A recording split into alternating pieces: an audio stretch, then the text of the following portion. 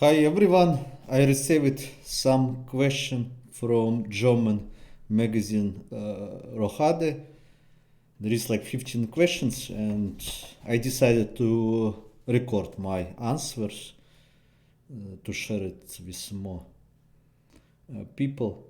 So let's go one by one. General like idea to answer them shortly. First question, what was the most unusual experience you had during a chess tournament? Uh, Well, I guess more or less all tournaments are kind of well organized. I can't blame so much about anything, at least from my point of experience. But once I remember I played in Mexico in city Cuernavaca. It was a little bit, let's say, funny moment, an aspect how organizers solved the problem. We played tournament. The time control I think was 1 hour and 30 minutes for the whole game with 30 seconds increment. I played versus Argentinian Grandmaster Ruben Felgaer. In some moment we both had 5 minutes left on the clock. I thought I had some kind of advantage, but it was still complicated. And suddenly some uh, accident happened with electricity in the tournament hall. There is no like electricity, no light at all, and so we can't continue to play the game. So what to do with such situation? I think it was something like 2005, as far as I remember. And in some moment, okay, organizers proposed return back to the hotel, but it was maybe something like at least 20 minutes driving, maybe slightly more. And just to continue there, because this was like a huge accident with electricity, that electric power can be restarted. It was hard to do. We are both were like confused, and everything. The logical would be like maybe to start to play game from the beginning, but there is no time for this, and some kind of the logical part of the game were missed. Well, because it's like time trouble, and we were both having the same like possibility to think a little bit. But yeah, this was kind of unusual experience that I had. A little bit funny things that when I played in St. Louis versus Hikaru Nakamura friendly match, we played some rapid games in St. Louis in United States. There was some hurricanes, tornadoes, but nothing like really dangerous. But yeah, in some moment, organizers as well said there is possibility that can be some tornadoes, so we need like to go downstairs in kind of bunker and wait there. But okay, so this kind of rare, I would say unusually for me experience I had when games were postponed. Okay, second question. You became one of the youngest grandmasters in history of chess already at age of 14 years in 1998. I would say 14 years and 17 days. This was a record at that moment. Now the grandmasters are younger. I think Sergei Karyakin is holding record with 12 months and some 12 years and some months. But okay. How much time did you dedicate to chess back then compared to today? I truly speaking, 1998 it was so many years ago, more than 20 years already ago. So I don't really remember each kind of detail. How did I train? What did I do? But as far as I remember, at that moment, since I was just 14 years old, I didn't had kind of responsibilities, kind of much stuff to do apart of studying in the school and also studying chess. So the time when I didn't like study in the school, I can dedicate to chess. So probably I spent more time in 1998 compared with today, because now I have also responsibility for my family, for myself, not just working on chess. Okay, next question. 4 years later, in 2002, you became the youngest world champion when you beat your compatriot Vasily Ivanchuk in the finals of FIDE World Chess Championship. Yeah, we played a match in knockout system. It was 8 games match. Since there were 2 world championship until 2006, how did you experience your victory and the plans about a possible match with Kasparov? Again, it was so many years ago. How did I experience my victory? I think after World Championship we played in January, I had tournament in Linares, which starts ends of February, and ends of February, some kind of beginning of March. So I need like to prepare again for the tournament. Well, I probably celebrated it somehow. Don't remember exactly how and how I and what about the plans about possible match with Kasparov until 2006. Well, about Kasparov, I would say in that moment I kind of experienced lack of maybe well organization. It was planned. First, it was lots of like negotiations about possible reunification, because Kasparov was not part of FIDE at that moment, is some people who remember, and at that moment was still were talking how unite the titles, and in some moment after many talking, it was announced my possible match versus Kasparov in Argentina, but then after some time it was cancelled in Argentina, then it was scheduled in Yalta, in Crimea, in Ukraine, and then it was again cancelled. So I guess it's affected in bad way me and Kasparov. At that moment, I would say that I didn't really experience it. Good chess, good games. If you will check Kasparov results at that moment, that I don't think he was in the best shape either. If you will check probably Kramnik, who was also part, he also didn't like play super well at that moment. At least now, I would say after so many years, we kind of have system. People maybe don't, let's say that not everything is perfect, but at least it's system, and I hope that FIDE learned something and they will not like to change, to reschedule, but it's always like in danger in that moment. Okay, so next, how did your life change after winning the World Field Championship in 2002 in the way that people recognize and behave towards to you?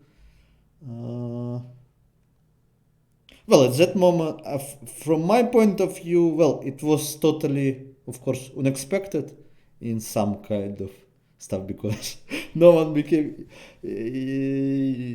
world champion in so young age, and I couldn't expect that it would be me at that moment.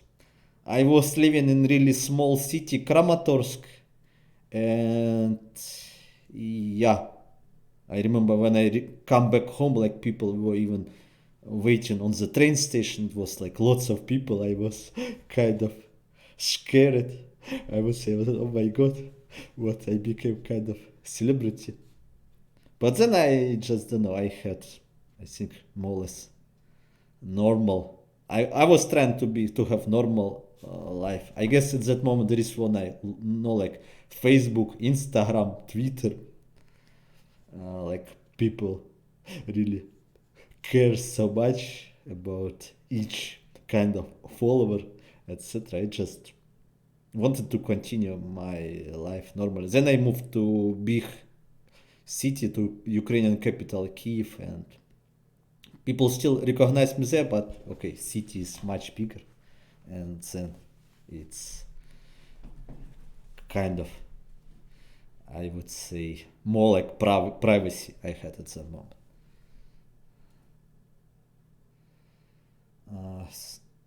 Next question. How does a normal day of work at home look like? How many hours a day do you work on chess?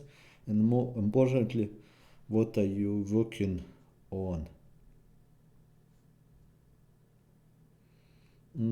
Well, if it's about now or it's about like before, if it's saying about now, I can say that I'm playing on so professional level. I'm still enjoying chess, but I'm also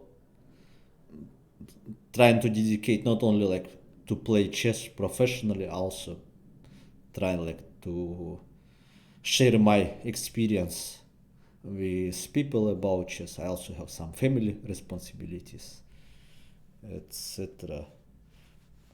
But I guess if you like if you want to play on top of chess, then yeah, you need like to organize your life at that moment to be really like professional. It's not only how many but the quality of hours that you spend. And nowadays I guess it's more like even challenging with all kind of computers and information that people can should deal. Yeah, we are like going smoothly to the next question. How different is the preparation of a super grandmaster like you from super preparation of an amateur player? Well, I guess amateur player, uh, you you kind of don't care so much about results. And super grandmaster, I remember when I played really on top level, each detail was important. How do you sleep, what do you eat, what's your mood, and you need to do lots of preparation, and you need to keep lots of concentration. People sometimes even like couldn't imagine how hard it is. Well, sometimes I'm looking like nowadays, for example, tournament in Vaikanze goes, and I can really see like difference in the moves, in the preparation. It's really visible. Someone who's worked harder and someone who like maybe celebrated, spend more time celebrated winter holidays with families.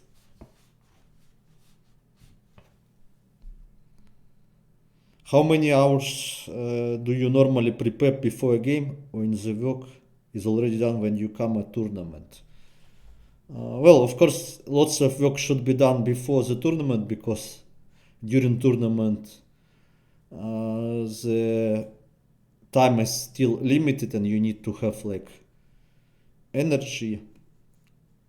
I guess before the game, also depending on the tournament, if it's like Swiss tournament, you don't know exactly your opponent, so you need like to check what's your opponent playing. Or if it's a Bundesliga, sometimes you even know your opponent only 1 hour or 30 minutes before the round. So you try to kind of find balance to repeat lines, theoretical lines, and to keep some energy, because game can be long. But yeah, lots of work should be done, of course, before the tournament. Next question. Who are your chess idols and for which reason? I can't say that I have any idols, probably because I'm professional myself, but when I was small kid, I really had influence. There was some Soviet books uh, with best games of each world champion, not only male but also female, also some classical players who didn't become world champion but who was competing for world champions, and it was nice illustration. I really was like enjoying so much, and in general I tried later, maybe in some moment, like some kind of copy of it, and tried to learn the best from everyone. What's your recommendation for how to deal with defeats in chess? Well, in general, I guess everyone experience losses in chess. Someone has long stakes, like Dean Clearen has 100 games streak without losing, but then he lost again. Now Magnus Carlsen is playing without losing single game, but I don't know. It's about probably mathematically he would lose game anyway. Even in this kind of stake, he was lucky. He had best position, which normally his opponent should convert to winning, but he was defending so well. Well, my suggestion how to deal with defeats, it's not pleasant feeling. Just I'm trying like to focus more on my next game, try to sleep a little bit, like I'm trying to rest. Maybe it's affect in some aspects that depending on my mood, on my situation, like I would feel that I should play maybe more safer, or more maybe opposite. Would feel like I want like my revenge and I want to strike my next game. Well, depending of course on situation, on the opponent. And after the tournament, I'm already trying like to check more calmly what was the reason why I lost this game. But yeah, it's probably come with some experience, and I can say that it's so simple to deal with defeats. So next question. How do you think will the chess world look like in 10, 12, 20 years? Do you think we will see significant change? Truly speaking, I don't know how chess world will look like in 10, 20 years. I even don't know how it will look like in 3 years. Something. Not only chess world, but in the general, the whole world. We are now living in new, I think, industrial computer era, and there is lots of changes coming much faster, and it's difficult, really difficult to predict the future. um, I just hope that it still would be like interesting to play chess, even despite there is lots of computer developments, like AlphaZero, for example. I guess there is will be more rapid and blitz tournaments. I personally even would like to see such changes. Chess friends in Germany know you also for playing in Bundesliga for Hackenheim from 2017 on. Can we still expect to see you there in the future for some time? What are your future chess plans instead? Yeah, definitely I like to be in Germany. I was also playing in, remember, in Mainz tournament, then this tournament disappeared. I also played in Dortmund tournament. In Hockenheim, actually my first team in Bundesliga. So far, I'm really like the team spirit, and yeah, definitely will come. Uh, the season is still like going on. My captain always tell me, "Oh, don't say when you will exactly come."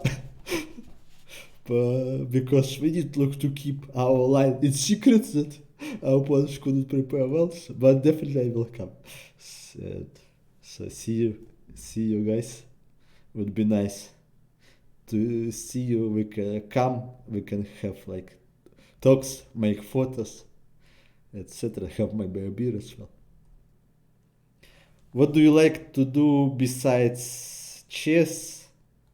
Uh, I mean, I like to read. I like to watch movies. I like to live healthy life. To spend time with my wife, with my son. In general, I like to learn new things. Now, in this moment, I somehow I still don't have driving license, so I'm trying like to learn how to drive.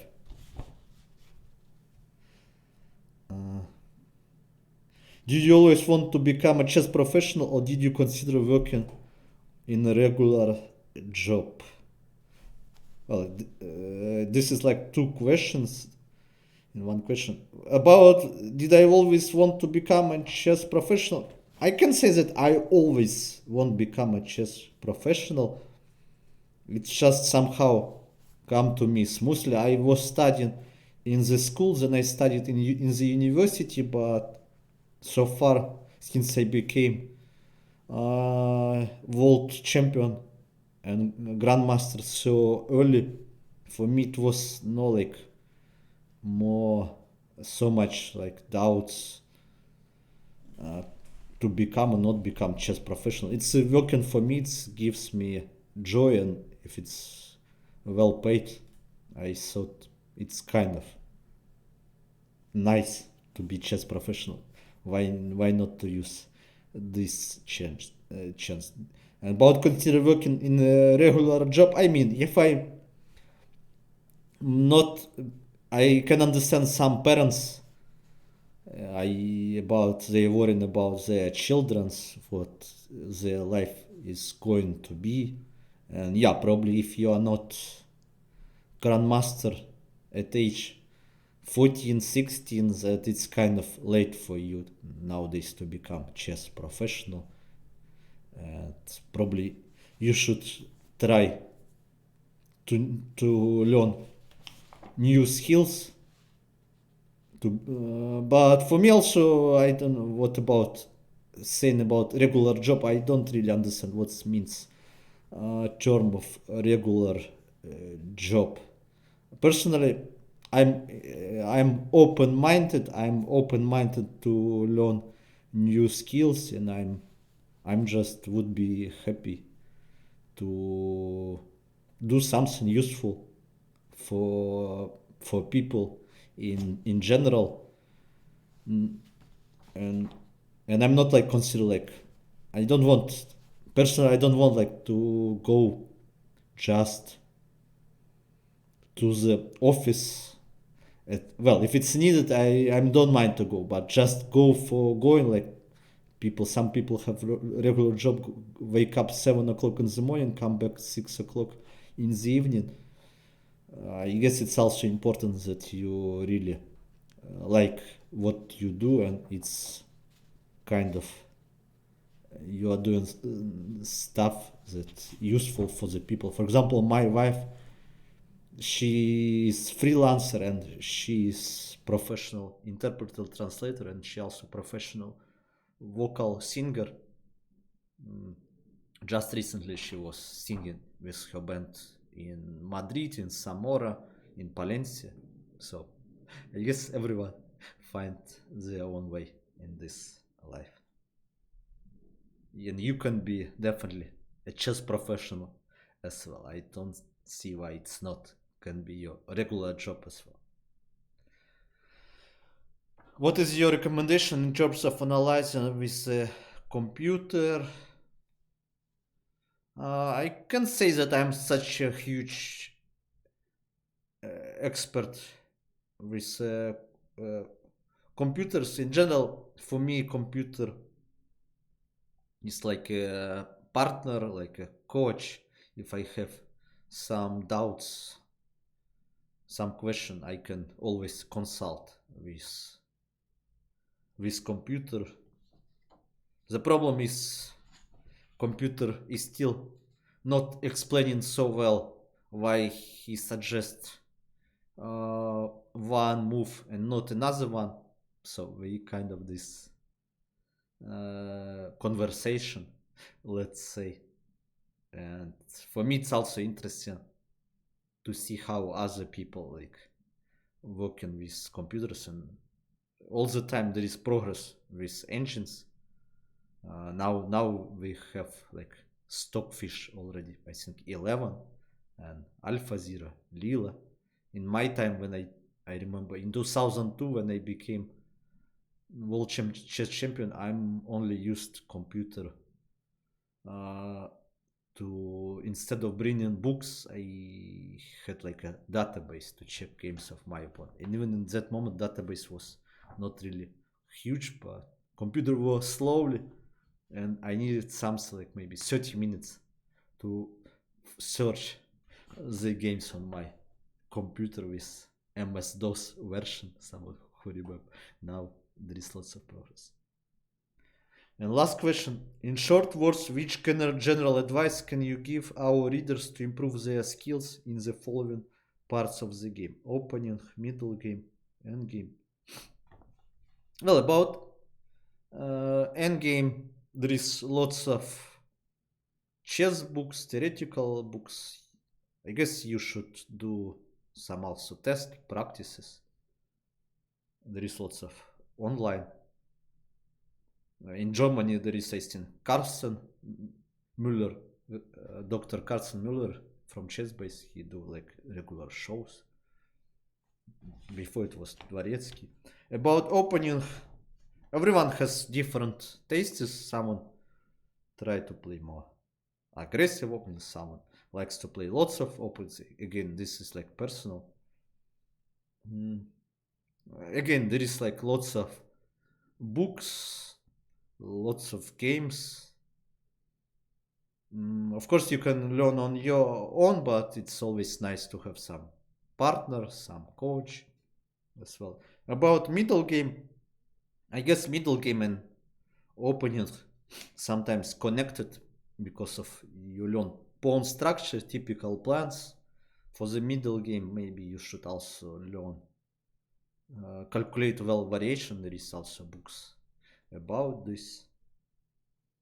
So basically, I guess with the books, with a coach, with good partners in your chess club, you can learn lots of stuff. The biggest problem, I think, nowadays, it's like organize your time, because the time is most valuable things that you have in your life, and time is going on. So try to organize your studying plan well, to spend not I guess most of the professionals of course spends more time on opening, but even like spending time on opening, try to organize it well.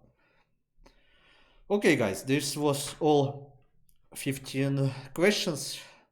You can, I will maybe publish this video on my Twitch or YouTube channel. You please also consider to buy or subscribe to Rocade magazine. If you have more questions, you can then write in your comments or send me some message on Facebook, on Twitter. So thank you very much, and see you soon.